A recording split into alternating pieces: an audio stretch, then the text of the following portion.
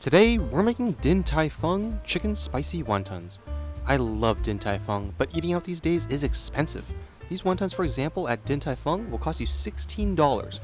What if I told you that you can make these here today for around $2, and they taste nearly identical in their flavor, spiciness, and juicy inside filling? Din Tai Fung is the most profitable restaurant chain in the US as of 2025, and after you try this dish, you'll understand why. Being able to make these at home, freeze them, and enjoy for a fraction of the cost is just unbeatable. And the best part is, they're not hard to make. So, let's get cooking. Start with 2 pounds of ground chicken breast in a large bowl. Then we'll grate 1 teaspoon of ginger, cut 1 bunch of green onions, and dice or cut into small pieces 15 rehydrated shiitake mushrooms.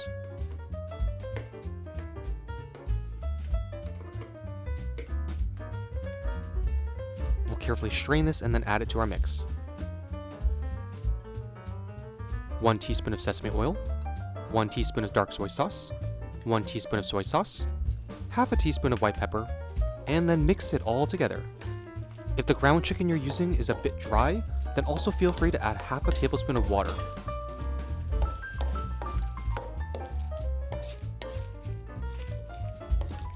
We'll go ahead and mix until fully blended together.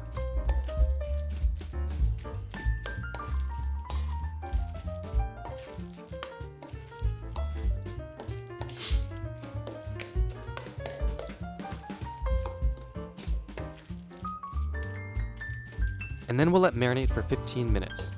When we're ready to wrap, we'll go ahead and get out the pack of medium thickness wonton wrapper. Yes, there are different thicknesses, so keep an eye out. Thin wonton wrappers can be a little too fragile for this dish, but to each their own.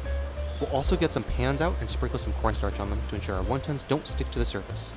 Parchment paper also works. In a small dish, add a 1/4 cup of water and half a tablespoon of cornstarch.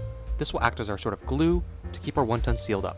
Taking one of the wonton wrappers, we'll wet our finger in the cornstarch glue and wipe along 2 adjacent edges of the wonton wrapper like I do here. Then using a spoon, we'll add about 3/4 tablespoon of our filling to the center. Then taking the side of the wrapper that is not wetted, we'll fold the wrapper diagonally to form a triangle. When you pinch these 2 folds together, be sure to also work out any trapped air inside the center of the filling. Air bubbles can burst later during cooking and cause issues, so we want to avoid that as much as possible when we wrap. Lastly, we'll wet the top of one of the left or right corners, and then sort of in a bending motion, bend the 2 corners together and overlap like so. Then pinch to join, and boom, you have a wonton. Now, there are lots of ways to fold wonton, and for this dish, you can do whatever way you enjoy most. The fold we just did looks really photogenic and is quite satisfying, but in the end, it all gets tossed in our sauce and tastes delicious either way. We can then repeat this process. If you missed it before, then here it is again. Don't worry if you mess up a couple wontons, they still taste good in the end. One very common error is to try to fit too much filling into the center, and it can make folding rather challenging. But as you make more, you'll start to get the hang of how much filling you can put into the wrapper. Wrapping wonton is also a great family bonding activity and a great idea for friend groups. I've seen people who will get a whole potluck together and they'll make hundreds of wontons with different fillings and wrappers, all in the end for everyone to take home to freeze and enjoy later. It's a great activity to just take your mind off the busyness of the world around us. So we'll go ahead and repeat this process with all of our filling.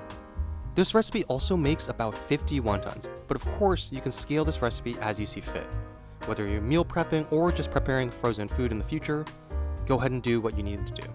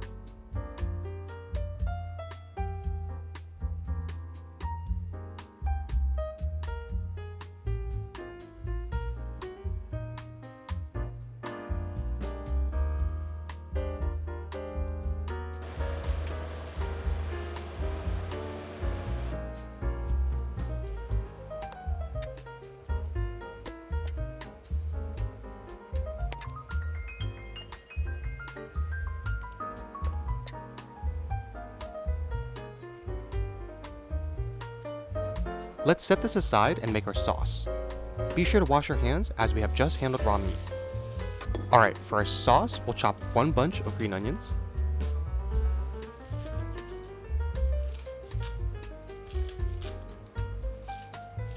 crush 2 to 3 garlic cloves,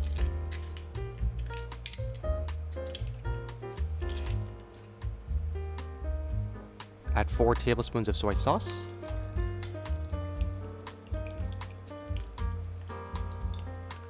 ¾ tablespoon of rice vinegar, 1 teaspoon of sesame oil, 2½ tablespoons of chili oil, and then mix it all together.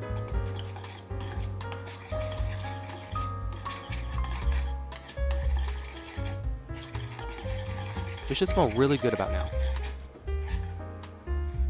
Just look at that sauce. It's simple but aromatic and full of flavor. Alright, let's cook our wontons. If you're not going to eat the wontons right away, then be sure to freeze them, but for the wontons you want to enjoy now, then heat up a pot of boiling water and add your wontons.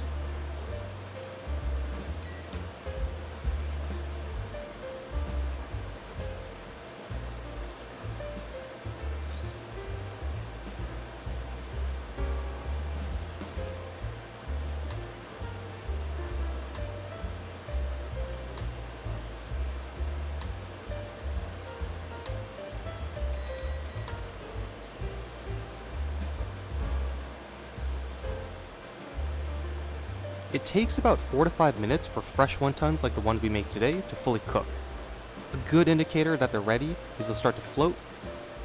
If you choose to freeze and then boil these later, it takes a little bit longer, about 8 to 10 minutes instead. Results may vary though. Using a strainer or a spider, we can remove these wontons and toss into our sauce bowl.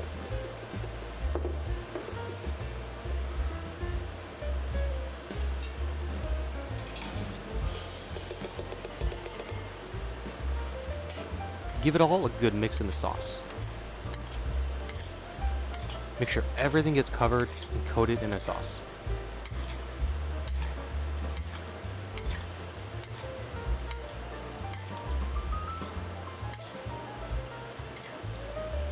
And boom, you have a juicy, spicy, and aromatic chicken spicy wonton in the style and elegance of Din Tai Fung, but from the comfort of your home.